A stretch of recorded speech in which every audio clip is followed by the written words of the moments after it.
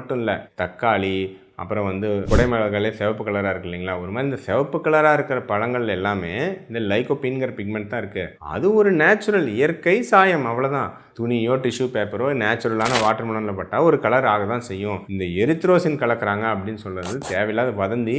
ஒரு இடத்துல ஊசி செலுத்தினாலும் அந்த இடத்துல ஒன்றா கெட்டு போகுது, அந்த இடத்துல வந்து உங்களுக்கு அந்த ஊசி குத்தின இடம் தெரியுது, அழுகி போயிடுது. அப்புறம் மெயினாக அந்த கலர் வந்து ஃபுல்லாக பழங்கள் ஃபுல்லாலாம் பரவுறதே இல்லை.